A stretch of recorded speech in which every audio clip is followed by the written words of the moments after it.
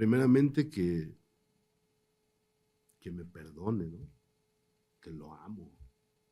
Lo principal es que lo amo, porque inconscientemente estás enojado contigo. Entonces, hoy le puedo decir, yo fui tu peor enemigo. En vez de sacarte adelante, te quise destruir. Desde los 14 años, con el único que tenía problemas era contigo. Te quise destruir con exceso de sustancia, de alcohol, de droga, de ira, de tristeza, de resentimiento, de celos. Le diría, ¿qué quieres ser? Oye, Rafa, y bueno, ya me dijiste cuál fue tu punto de quiebre. Ya me dijiste que si regresaras el tiempo a esos 14, hubiera sido más fácil decir que no que haber vivido lo que has vivido, creo. Claro. Lo que viviste, pues. Claro. Y ahorrar mucho sufrimiento, dinero, tristeza, tiempo perdido. Yo lo digo más para la gente que está allá afuera, que a lo mejor pues puede estar en esa situación de dudar, ¿no? Fíjate que en mi época, a mí, por mis trabajos, yo trabajaba en un periódico que se llama Siglo XXI, aquí en Guadalajara, y estuve en circulación, entrábamos a las 3 de la mañana a trabajar. Entonces pues, se daba mucho allá adentro.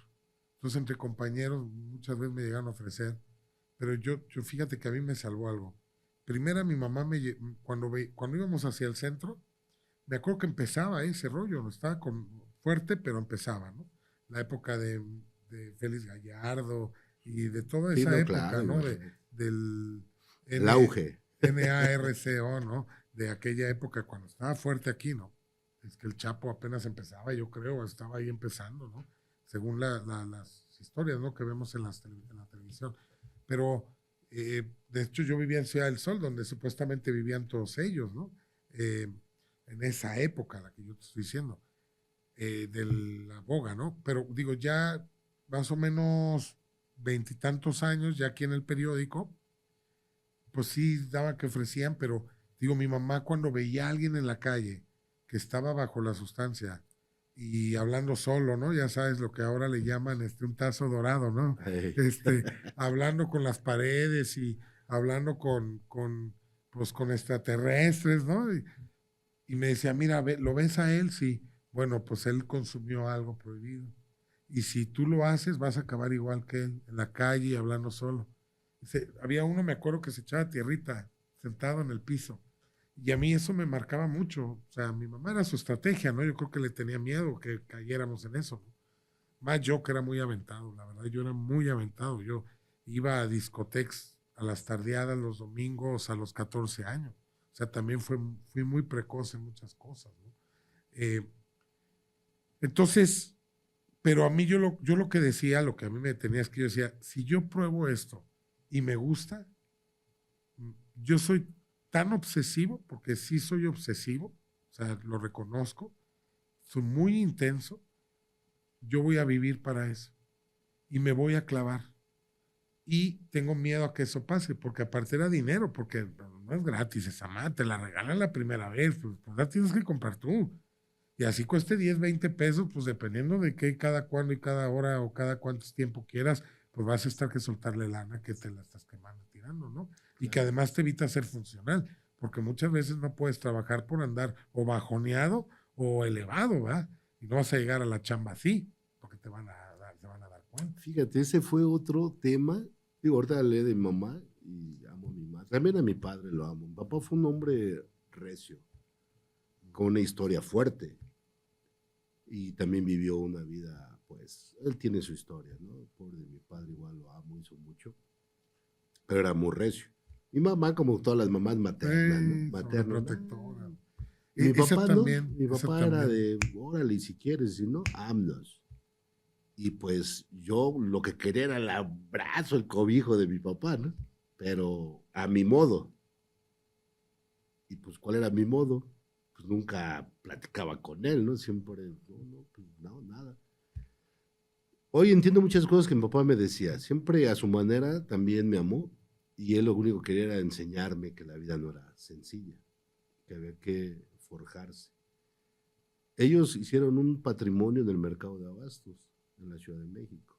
Entonces, eso también a mí me dio mucha facilidad porque Sí, pues ahí se mueve o se suele mover. pues de todo, y siempre hay Pues fiesta, en y todos siempre lados, hay ¿no? Pero todo, y siempre hay, sí. y no checas tarjeta, y no tienes que ir presentable, y no tienes que,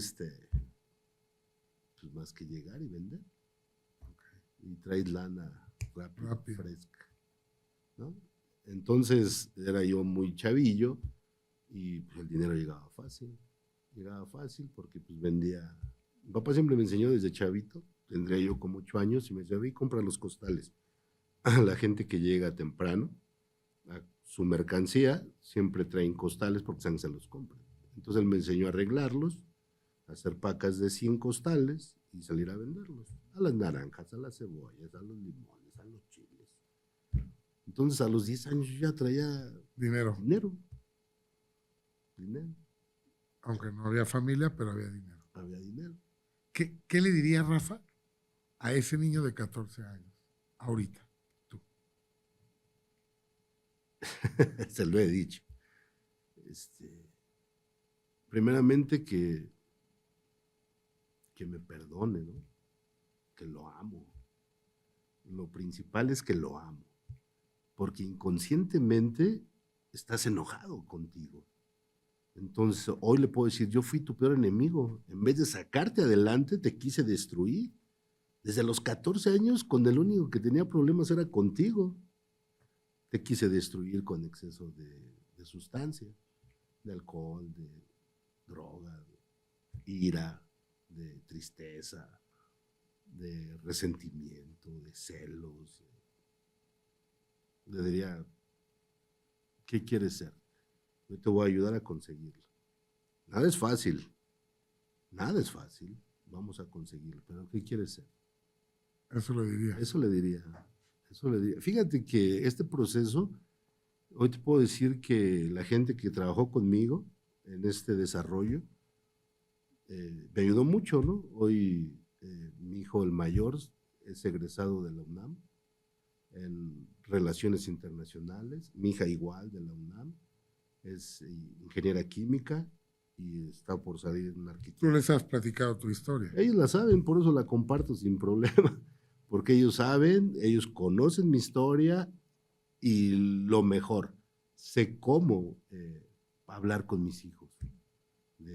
Pues yo les quiero evitar esto, a tu edad yo vivía esto. Pero ¿estás de acuerdo que no puedes ser policía, no te puedes ir No, detrás claro, no. Fíjate, yo con ¿Qué haces para los papás que están preocupados por sus hijos, que están en la etapa exactamente en donde empiezan a ir ya de bar o de antro, de discoteca, y ahí empiezan a ver cosas? ¿Qué haces? ¿Les prohíbes ir? Obvio, no, claro que no. Eso lo vivo ahorita con el de 18. Ok. Desde que en la prepa. ¿Simplemente hablas con él? Sí. Porque es que hay muchas madres que no saben qué hacer con sus hijos, tienen miedo, que todavía no entran a esa parte. Pero, o sea, de que ya se dieron cuenta que el niño cayó. O sea, ¿cómo lo manejan, no? Porque no hay una escuela para eso, Rafa. No, precisamente eso, el no aceptar lo que yo viví. Entonces tú dices ahorita, hay mamás que se espantan. A ver, mamá, acuérdate cuando tenías 18 y te ibas de fiesta. Ay, pero había drogas, y las drogas siempre va a haber, y el alcohol siempre va a haber. Pero, ¿qué pasaba con la comunicación en tu casa? Fíjate, esa es una parte donde... O sea, ¿tú crees que todo es base? Bueno, yo lo sé, Rafa, porque yo también pasé por un proceso de AA, pero quiero que la gente lo conozca. ¿Estás de acuerdo que todo inicia con callarte lo que sientes? Sí, o sea, claro. Si es un tema de, igual que la biodesprogramación, no expresar, no decir lo que te duele. Fíjate, sí, claro. Mira, yo te voy a contar la primera vivencia que tuve con mi hijo, el de 18. Hoy, el próximo mes cumple 19. Él estaba en la prepa y me dijo, papá, voy a ir a una fiesta, adelante. Y me dijo mi esposa, ¿lo vas a dejar ir? Sí. Ay, pero está bien que vaya. ¿Qué edad tenía? 17 años, okay. 17, 16, 17 años. ¿Por qué? Pues porque si yo a los 14 ya andaba... Yo también veo a mis hijos y digo, bueno, no es lo mismo que ahora. A los 15 años, recuerdo una ocasión que llegué con los amigos, es como si, ¿a dónde vamos a ir? Estaba yo chavo, digo que me junté con gente mayor, uno llevó una camioneta, una pick-up llena de alcohol, de chavas, y ya, vámonos al pop. Y eran las 10, 11 de la noche, nos fuimos al Popo, subimos a mucho frío. El Popo es, a ver, diles qué son el Popo, porque hay mucha gente que no sabe. El Popocatépetl en la Ciudad de México es un volcán, ¿no? Volcán. Hoy no te dejan subir porque Sí. ya tiene años. Bueno, es que hay mucha gente de otros ahí. países que no saben.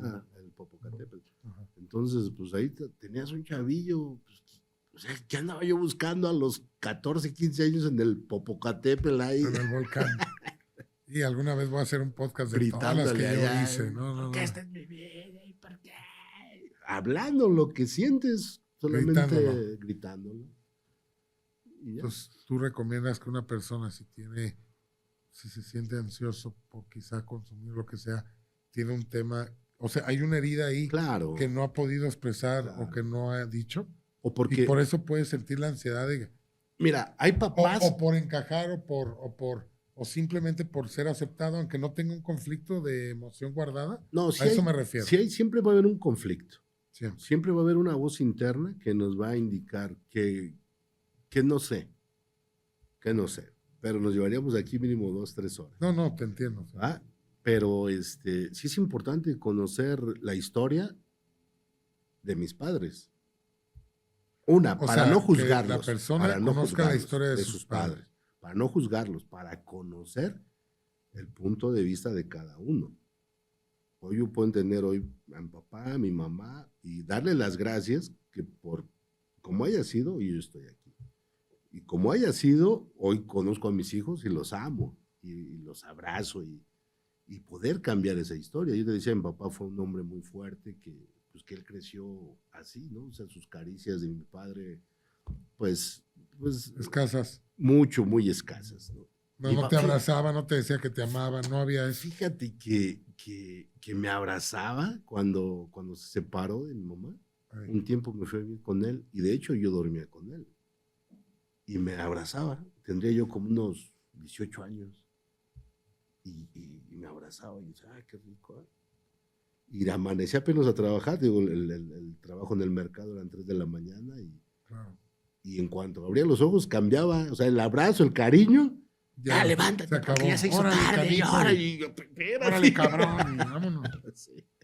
Pero era su forma. Pues. Era su forma, ¿no?